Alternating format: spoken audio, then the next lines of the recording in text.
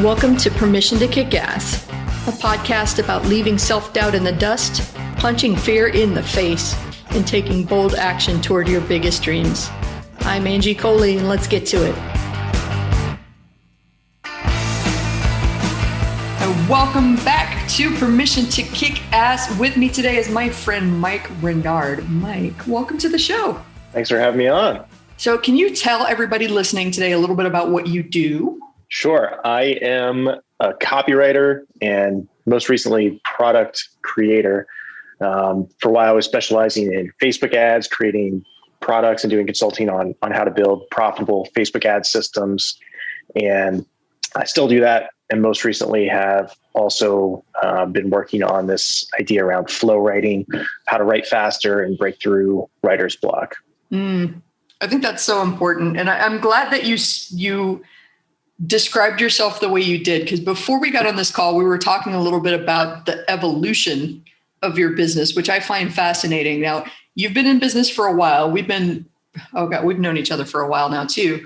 And just about every year, you've changed it up and found something different that you wanted to explore. Do you want to tell us a little bit more about the evolution of your business? Yeah, it's been a little bit of a wild ride. I think we met in one of the early RFLs. Mm-hmm. And that was at least 5 years ago. And pretty much every year, I've been, like I said, changing, right? And started out with email, e-commerce copywriting, then email copywriting in general. And, maybe 3 or 4 years ago, pivoted to Facebook ads, specifically went all in on Facebook ads, did that for a while, tried to run an agency, did consulting, created products, and I still do Facebook ads today, but am also now, like I said, starting to do this other flow writing stuff. And so I think it's been exciting to change it each year, but that obviously sparks a lot of fear. Every time you change something, mm-hmm. you're breaking things, right? And you are,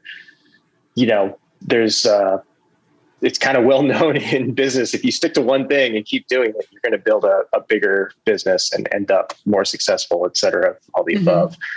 But, I think I continue to change it to try and find the business that I want that works well for my lifestyle and also kind of supports what I'm really interested in. Well, I think that's important to talk about too, because that's one of those common conventional business wisdom that I think is passed around. Pick a niche and stick with it and build this thing for the long haul. But I also think the flip side of that coin is the people that get almost entrenched in this business that they've built because they've got this idea that I have to stick with it or it's not going to turn a profit. It's not going to become the business that gives me the freedom that I want. Where I prefer your approach, actually, that, instead of I'm going to be in this business for 20 years and then I'll have freedom. It's like, well, I want my freedom now. What can I do to support me in that freedom while still making an income? Do you think that kind of describes your approach? Yeah, 100%. The lifestyle piece is huge.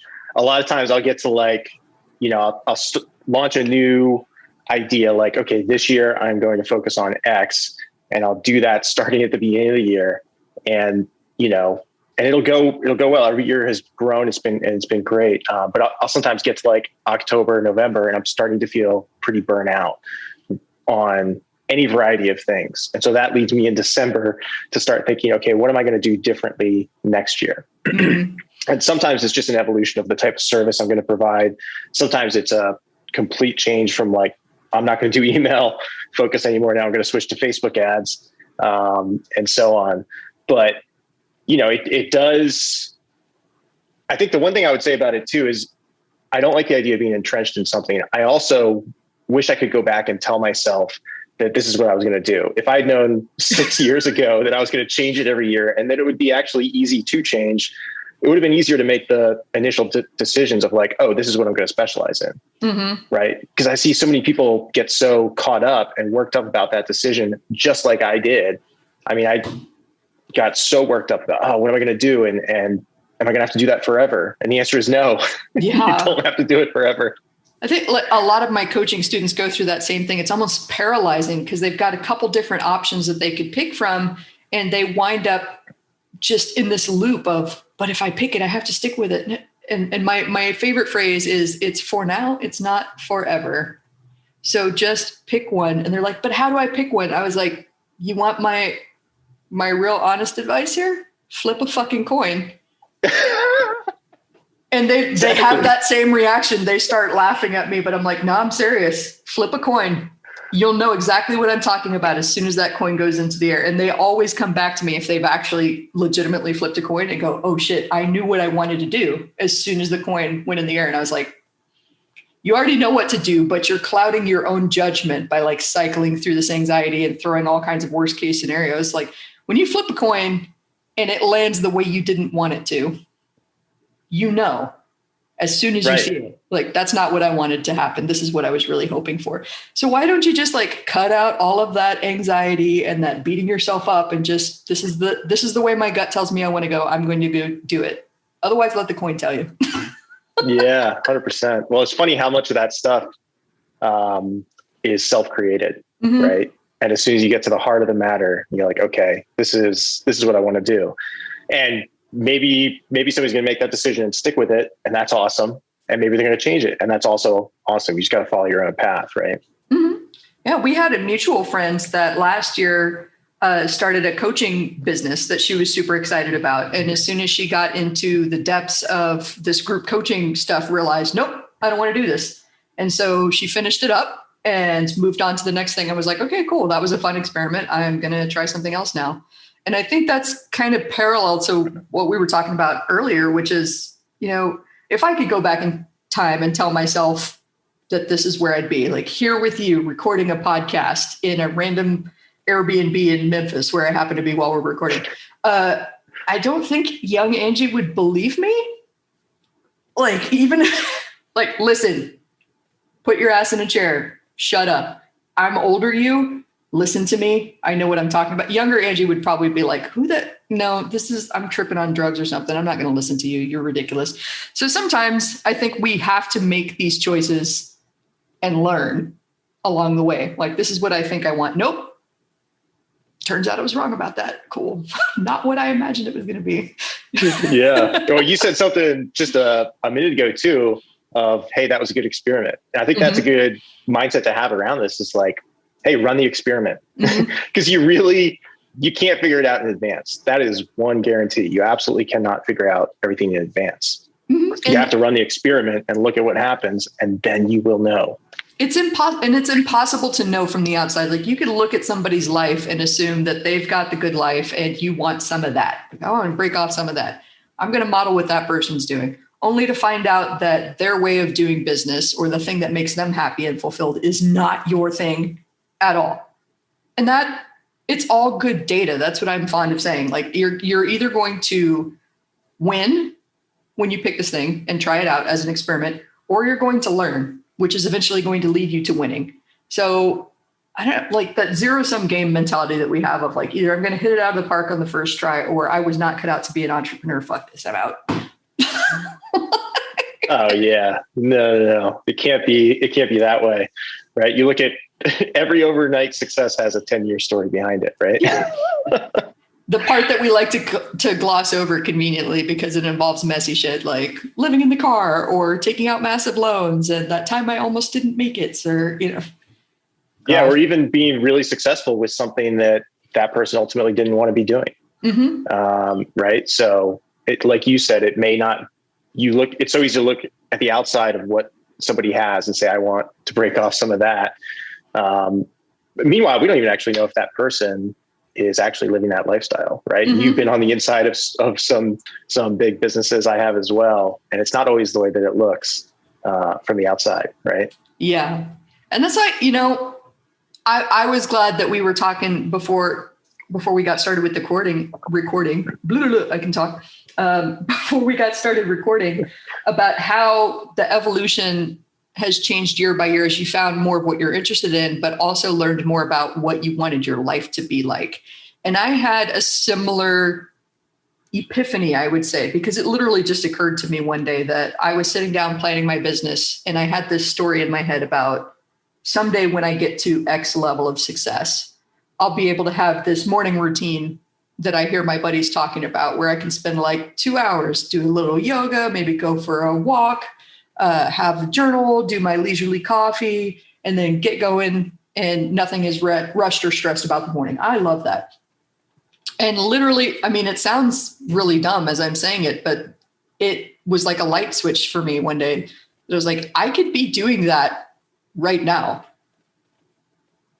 Why do I have to wait for a certain level of success to have a nice, leisurely, relaxing, stress-free morning before I get into the thick of it with work? Like, there's literally no law out there that says, Angie Coley, get out of bed and go straight to work, or there will be consequences.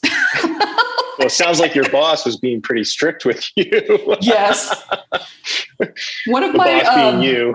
Yeah, my therapist buddy Julie calls it the harsh internal taskmaster. Yeah. Harsh internal taskmaster. Mine is a bitch, and she loves to tell me how I'm doing everything wrong all the time. But I've developed some tools, and with the help of buddies like you that I've known in business for a while, have learned to tell her to take a hike, that she doesn't get to be in my head today calling all the shots. Yeah, I mean, and the funny thing too is, whatever your morning routine looks like, or whatever you want, any individual person wants to have, when you're taking care of yourself in that way, you're going to end up doing better work, right? Mm-hmm. The recipe for success is not working yourself to the bone 12 hours a day, every day. That's not it at all. Yeah, I hope that in some way, shape, or form, that this podcast, this effort, our group of friends building our businesses the way we want, somehow dismantles this notion of like 24/7 hustle and grinds. Like, no, stop it. Stop it right now. First of all, you're not a machine. Second of all, if you're going to do a creative business, you need to be recharging the well, or eventually it's going to run dry. And I think, we share a mentor named Kevin Rogers. I've mentioned him on the show a couple times, but he had a discussion with his mentor once that really changed my look on this, right? Because I think in regards to burnout, when you've worked so hard that you just have nothing left and all you want to do is just sit on the couch for like 3 weeks and stare off into space. This conversation that Kevin had with his mentor was basically, when you burn out, there's no guarantee that you're going to come back from burnout, which I thought was so important, because we kind of take for granted that we can push it to that line, and that if we rest and recuperate when we get to that line, that we'll be able to bounce back. Maybe not. So the time to start taking care of yourself is now, not when you're in danger of not being able to do this anymore. Do you think there's any merit to that? Yeah, that's interesting. I never even thought about that, about not even being able to come back from burnout. And I've definitely been in, the way that I work now is very, very different than the way it was when I first started. And obviously when you're first starting, you sometimes have to grind. Yeah, you really do. And there's still times now where I grind, right? Not to the point of burning myself out like that. But I mean, I think that's 100% true. Not to mention, like, when you're in a state of burnout, you can't make good decisions. Mm-hmm. Your energy is all over the place. You have basically lost control of all of the things that make you, right? Yes. That's what burnout is. So even if you can come back from it, there's a recovery period. It's not like you get super burned out and then the next day you're like taking a break and then you're good to go. Mm-hmm. If you are truly experiencing burnout, there's a cost to that. Yes. Right. And it's going to take some recovery time before you're able to get back and feel good and be productive and have good energy and all of that stuff. Mm-hmm. It might sound a little bit dramatic, but I honestly feel like getting to the point of burnout is almost like giving up a little piece of your soul.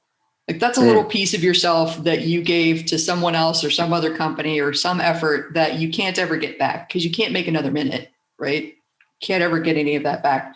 Like I said, it sounds a little bit melodramatic, but I mean, there were places that I worked for that I expended a tremendous amount of creative energy. And like, it's absolutely true that there are times that you're going to have to work hard. That's the nature of business, but it should not be the norm. It should be the exception to the rule. that like, okay, things kind of stacked and it's a busy period and I'm going to get through this and I'm going to go back to it.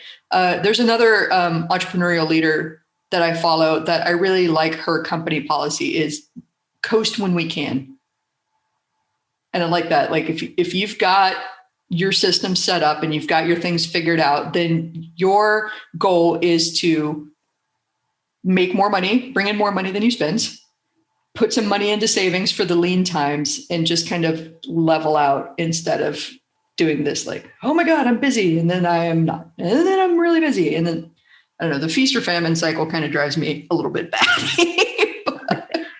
Yeah, I like that idea. Like coast when you can, right? It's like if you're on a long hilly bike ride through the mountains of France and you're pushing just as hard on the downhills as you are on the uphills, what's going to happen? You're going to run out of energy for sure, right? So you got to take care of yourself and yeah, coast while you can. Rest, right? Rest is just as important. It's super important. Yeah. And like the tech companies of the world, and I used to live in Silicon Valley, so I bought into the hustle and grind culture to a point, but I don't know, 2-hour commutes and 10 to 12-hour days. And there was a point where just to get a catalog out the door it was poor planning that I had to do this thing, but I'd be in the office at midnight, go home, sleep for a couple hours, be back at 5 o'clock in the morning. And it's just not sustainable. Not only is it not sustainable, but I look back at that and I go, it was a catalog. It's a catalog. Why did I kill it's a beautiful catalog. I have it in my portfolio and it's a coffee table book. It's gorgeous. I wasn't saving any lives that night. You know what I mean? It's questionable whether it was worth it. Yeah, it was exactly what you said, where you get to that point of burnout and you're not even making good decisions anymore because you don't have that bandwidth. Like I'm putting all this effort into something that's going to be printed to sit on somebody's table. But again, I'm not saving anybody's life here. This is not a life or death situation. Why are you taking this so seriously and putting it above everything, including your own health? Oh yeah. Especially, as small business owners, as freelancers, as like what we're doing, part of why we're doing it is for the freedom, right? That's a big piece of why people get into this type of business. And then, so they say that at the beginning and then they go work like harder than they've ever worked in any job and end up burn out. And I think it's just from the beginning, obviously you have to work hard. That's a piece of all of this, but you also have to take care of yourself. Yes. Because if you get to that place of burnout, it's never worth it, right? The cost of burnout, the effects of it, all of that is so much, it's so much worse than what you think it's going to be. Well, and that's a great point. I'm glad you said that too, because when you're first building your business, especially as a freelancer, you are the business. That's why it's even more important to take care of yourself. Because if you do burn out, you do get sick. Heaven forbid something happened to you. Who's bringing in your money? You ain't got sick time. Yeah. So this shouldn't be like in a day job where you're just banking your vacation days and you're going to take some time off. Like it really has to it's a different way of thinking to become an entrepreneur, and the way your priorities and your thinking has to shift to accommodate this, because you have to take care of yourself. You have to have the self-discipline to put your ass in a chair and produce the work, and not, a week went by and I've watched everything on Netflix and, oh shit, I was supposed to do a project. There's no boss looking over your shoulder right now, reminding you that you have work to get done. So it takes a little bit of discipline, but once you find out how you work, and it's a learning curve, right? I think we've all gone through lazy periods of our freelance journey and really hardworking periods. You get to experiment with it and get to have a little fun and get to attract clients that like working with you because they like you. And this is probably not the best story to tell, but there was once where I was working on a project and I decided to go to Disney World for the day. And I didn't tell my clients that I was going to Disney World because it shouldn't matter to them whether I'm sitting in a chair or not, as long as I'm getting the work done. And that's going to be, if you take away anything from any of these episodes, it's nobody gets to tell you how to work. So I decided to go to Disney World for a day, and I had a couple of meetings and some writing that I needed to get done. And I took one meeting while the Imperial March was happening in the background at Hollywood Studios. So a bunch of stormtroopers marching down the road, and I'm on a meeting and they're kind of watching me. And I'm like, stop watching them. We're talking business. They were more distracted by it than I was. Then I went on a roller coaster, and then I sat down in the sunshine, listening to Disney music, and wrote the piece. And then I went on another roller coaster. And I came back and I edited the piece and I sent it out, and it was fantastic. It was like, that's amazing. That's how I love to work. And actually from the beginning, when now I live in Newport, Rhode Island on the coast, and, I'm 5 minutes from the ocean, go surfing all the time, skate, whatever. And that's the lifestyle I love to live. Even when I first started, though, your story kind of reminds me, I was living in Philadelphia, and when I left my job and went full-time freelancing, I was just starting to get into surfing at that point in time. And so I would load up my surfboard in the car, drive 2 hours to Ocean City, New Jersey, early morning, surf for hour and a half, whatever, till I got tired, and then go back to the car, drive to a coffee shop, work in the coffee shop, and sometimes be doing my client calls and writing and work for a few hours, have lunch, and then go do another surf in the afternoon, and then drive back home. And that was, I was doing that at least once a week for a long period of time. And just having the freedom to be able to do that and work wherever I want, that was like the dream come true for me. And same as you, I never mentioned to my clients, oh, hey, I'm out surfing, but that doesn't matter. Right. And I didn't have any stormtroopers running down the block. The ocean waves were your stormtroopers. They could knock you on your ass too. But I mean, that's such a good thing to hear, because I think a lot of people, when they go freelance, they hire themselves as an employee all over again, and they just recreate the job they left, but at home in their home office or at their laptop or whatever. Experiment.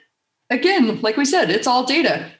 Maybe there is a way that you could go, if surfing is your thing, go do some surfing in the morning, sit at the coffee shop, bang out your work, go surf again in the afternoon. For me, it was being able to travel was my big thing. So there was one time a few years ago where some friends that we share in common, we all went down to Colombia, which happens to be on Eastern time. Again, I didn't tell any of my clients that I was doing that. It was none of their damn business. I did wind up having to tell them that I was in Colombia when I happened to get a LASIK eye surgery appointment. And since the Colombian healthcare system is, frankly, way better than the American healthcare system, in my opinion, we wound up, I got in to see the doctor on a Tuesday. On Thursday, I had my test follow-up. On Friday, they confirmed me for surgery. On Monday, I was in surgery. On Tuesday, I was in my follow-up. And that's how fast it happened. So suddenly I had to tell my clients on Friday, okay, I'm going to be out Monday and Tuesday because I'm having surgery. And I didn't expect to have surgery earlier this week. And they're like, well, that happened fast. I'm like, yeah, I'm in Colombia.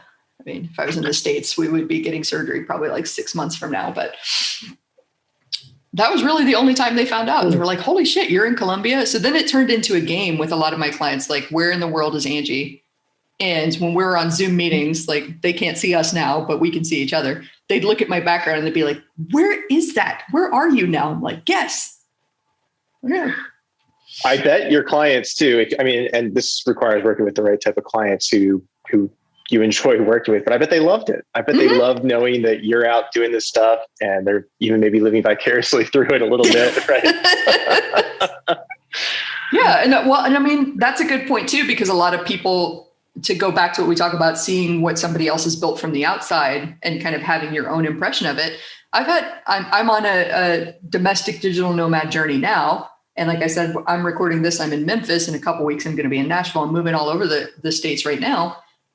There are people out there that would have a certain impression of how I run my business, which is that I just travel all over and I'm lucky and no, 5 or 6 hours a day, I'm here at my desk, returning calls, doing work, trafficking projects, doing that. But then I get to go out and have fun, or I get to take a really long lunch because I've structured my day to where, my meetings are a couple hours in the morning, a couple hours in the afternoon. So I can take a big lunch and a nap, or go drive somewhere and find a coffee shop.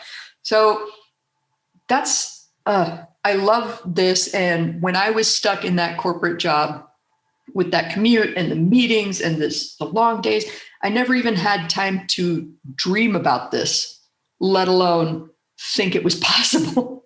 So like, when I look back on that Angie that used to be the corporate stiff copywriter, I don't even know who she is. She's like a different lifetime. You know what I mean?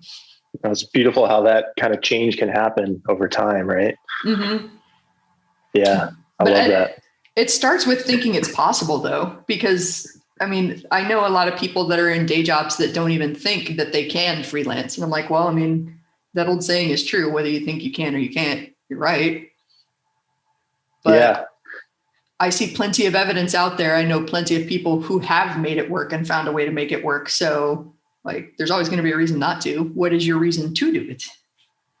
Well, yeah, I think the actual process of doing it is pretty proven, right?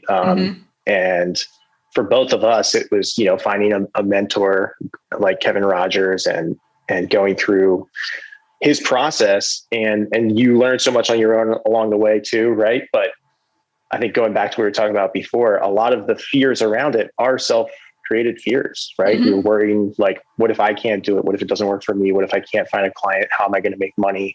All of these different things. The reality is there's concrete answers to all of those. Yes. But fear still plays a big part, and it rears its ugly head and makes it overwhelming to even think about. But it's easy to look back now and say, oh yeah, I should have just dove in, because it actually wasn't as hard as I thought it was going to be. Oh, we make it up to be so much in our head. Yeah. Like that anxiety spiral just makes this into like, I don't know, Mount Fuji. It was really an anthill that had to be stepped over instead of a mountain to be climbed, And I do find that funny that I was just so paralyzed with anxieties over all of these problems that I had to figure out in business, which, newsflash for everybody listening, you don't have to figure them all out right now to get started. You just have to figure out the problem or two that are right in front of you, and then take some steps forward, and then the path will reveal itself and you'll solve those. Hey, you're getting in business to solve problems. Doesn't it sound fantastic? It's just going to be solving problems and getting paid, and solving problems and getting paid. It's fantastic. It's pretty awesome. And I mean, once you learn the process of like how to go out and find clients, I feel like you're in actually a far more secure position than anyone who has a job, right? Especially if you look at the last, couple of years and just how crazy things have been. Having a job is not as secure as maybe we think it is. And if you have the ability to go out and get clients and create your own jobs, as many of them as you want, basically whenever you need to, that's like kind of like a superpower. Oh yeah, you're so right on that. And I mean, I'm not making light of 2020 and the pandemic by any stretch of the imagination, but I think it was the Great Reckoning where people realized exactly what you said, that the job could go away overnight through no fault of you did absolutely nothing wrong. Your boss did absolutely nothing wrong. It's just the money isn't there anymore. Yep. And they have to let you go. As much as they love you, as much as they want to keep you employed and keep their business running, sometimes these things happen to you through no fault of your own. And I'm not saying that freelancing and building your own business is immune from that, because we all lost business last year too, or had some hiccups where people were scared for a little while.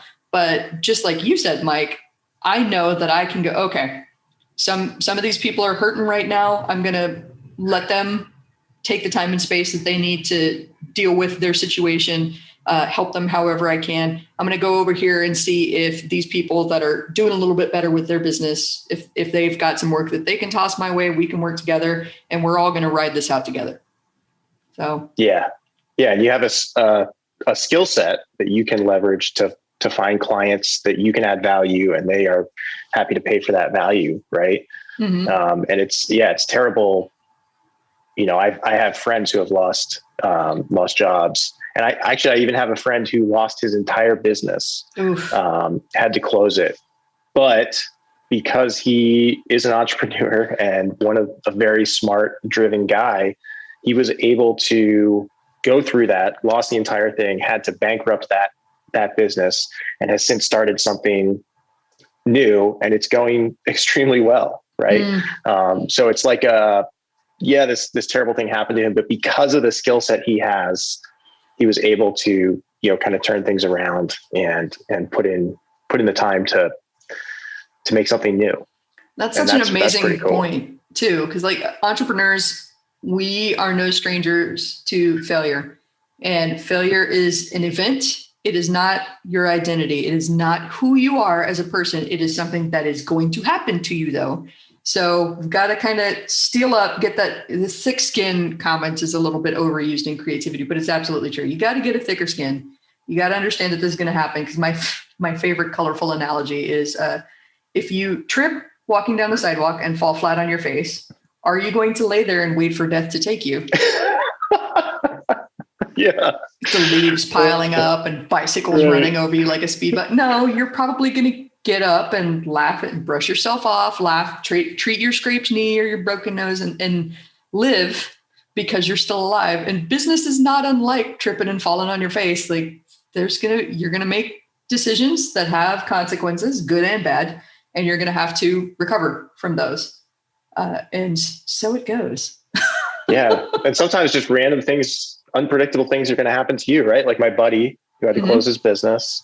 Back when I was first started doing Facebook ads, I was building a Facebook ads agency. At the time, I thought I wanted an agency. Now I know I don't. But at the time, I thought I wanted a Facebook ads agency, and I was building that.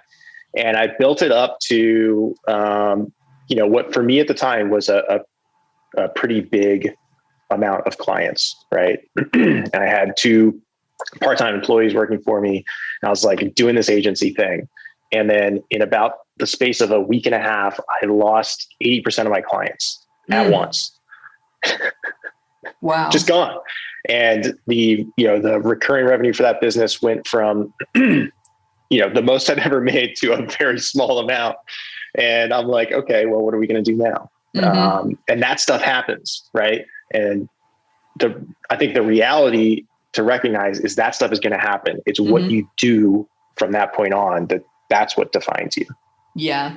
I'm a big fan of saying you don't know what will happen, but you know something will happen. So don't pretend that and you're going to learn way more from the failure than you are from the wins. I mean, that sounds on the surface like it kind of sucks, but you're really going to learn who you are when you fail. You're really going to learn what you're capable of. And I mean that in the best possible sense when you fail. I think one of my biggest leaps forward in my personal career was when I was homeless. I had to live in my car for a little bit. And I chose to do that. I was blessed to have incredible parents that offered to take me in and let me get back up on my feet. But something in my gut said, if you go back and do this now, you're going to wait tables in Texas for the rest of your life. And I did not want that. So I chose to live in my car. And now it's like, of course, I don't want to go back there. I've built a nice, comfortable life for myself. And now I know to have savings so that I don't have to choose homelessness. And that's been a growth and an evolution as well. But I also know that if I have to go back there, if something happens beyond my control and I wind up back in that spot, I survived it once. I pulled myself out of that hole and created incredible success for myself. Ain't no reason I can't do it again. Yeah. Right. It's like you live these stories of hardship, of something happens and you work through it. Right. And you're the hero of that story. Yeah. And the more you do that, the more heroic you feel. And you start to look back, and you're like, wow, I did that. That was pretty cool. I could do it again. And that gives you confidence. And no one's going to go to bat for you as passionately as you will for yourself. So yeah, if you're dreaming of starting a freelance business, instead of letting the fears stop you, just be like, look, here's all the reasons that I'm awesome. Here's all the shit that I've survived to date. Here are all the cool things that I like to do. I think I'm a pretty amazing person. My friends think I'm a pretty amazing person. Let's just try this and see what happens. It's an experiment. Exactly. Yeah. I think one of the, maybe one way to think about fear is just stop feeding it. Like, so much of this fear that we're talking about is self-created. And later you look back and you're like, wow, that wasn't nearly as bad as I thought it was going to be. And if you just stop feeding the fear and stop focusing on it, a lot of times it'll go away and you can focus on the positive elements of it. Right.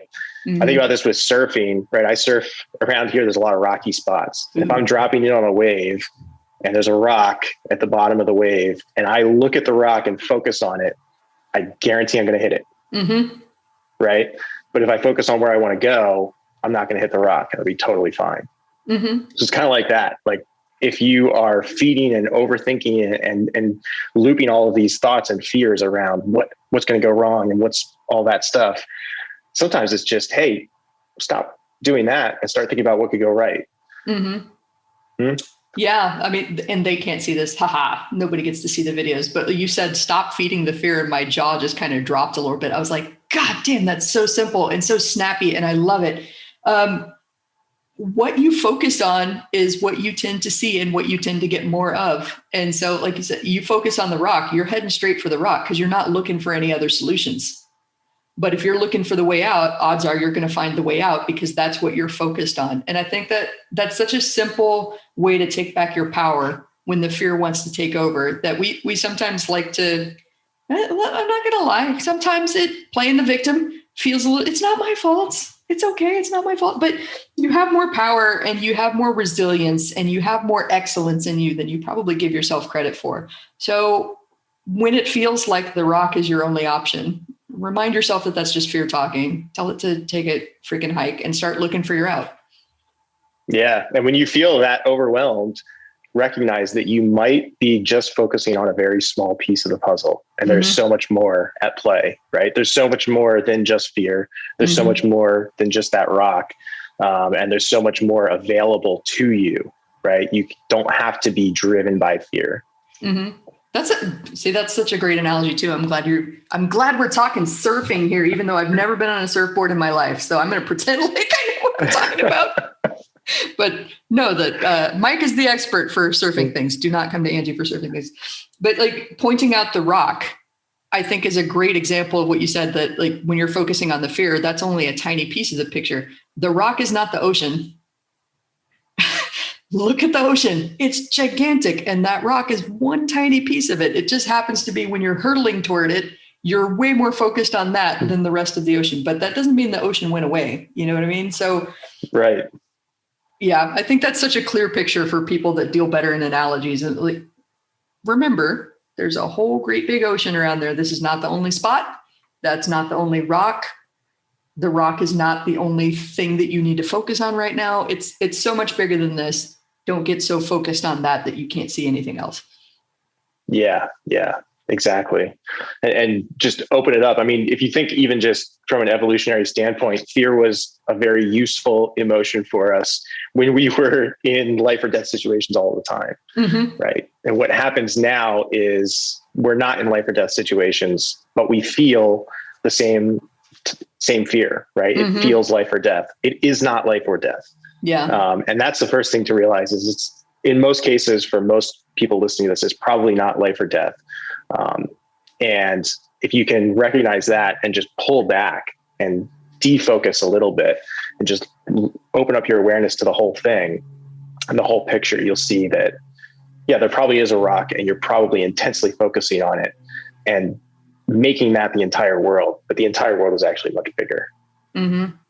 I love that. Like remembering who we are. We're creatives. We're not cutting into people. God bless the doctors and the surgeons that have to save lives. I love you. Please save my life if it happens to me. I don't have to save lives. I just write creative things. I like to save businesses. I take that very seriously, but I do my best and I give myself grace for doing my best. And if it doesn't turn out the way that I'd hoped, well, I know I'm going to try something else, another experiment, see how it goes. Exactly. The worst thing that could happen is somebody might not like the email that you send out, right? The promotion might not go as well as we expected. But even then, we're mostly talking about like digital content that we're sending out. So it's not even like back in the day where you would spend, $100,000 testing something. We're maybe spending an hour testing this email and seeing what the response is, and just kind of zooming out and realizing like, well, hey, what's the worst thing that could happen here? And if the worst thing really isn't that bad, then, let go of the fear. Yeah. This is so great. I could talk about this all day, and I definitely need to have you on again to talk about more surfing stories. I think that would be fantastic. I don't think you're ever going to get my ass on a board, but I want to hear about the surfing stories, and I will watch surfing competitions and exercises all day long. So Mike, tell us a little bit more about where to find you. Yeah, probably the best spot is my website is chimpwolf.com, CHIMPWOLF. Yeah, like the monkey and the wolf, chimpwolf.com. I'm not too active on social media, but I do write my email list pretty regularly. So that's the best spot. Sign up for emails, follow him on Instagram, because then you'll get to see all the cold plunge and the icy beard and the surfing pictures. And you'll get to see the next evolution of Mike's business, which a lot of us are following now with the flow writing, which is fabulous. I'm gonna second that. Give it a try. The deep breathing exercises and getting into that flow state is an amazing feeling if you're a creative person. So thank you so much for being on the show, Mike. I can't wait to do it again. Have a good day. Thanks for having me. So that is it. Another awesome episode of Permission to Kick Ass on the books. If you want to know more about the show, if you want to know more about me, Angie Coley, and the mission I'm on to help entrepreneurs punch fear in the face and do big, bold things, then head on over to permissiontokickass.com. That is all one word together, permissiontokickass.com. Make sure to sign up for my email list so that you know whenever there's a hot, fresh, and ready podcast episode out for you. And also on Mondays, I like to send out a little newsletter called Kick Monday's Ass. I'm sure you're totally surprised by that. So thank you for being here with me today. I'm Angie Coley. Make sure that you share this with a friend that needs to hear this message today. Like it, share it, comment wherever you're listening to this today, and let's go kick some ass.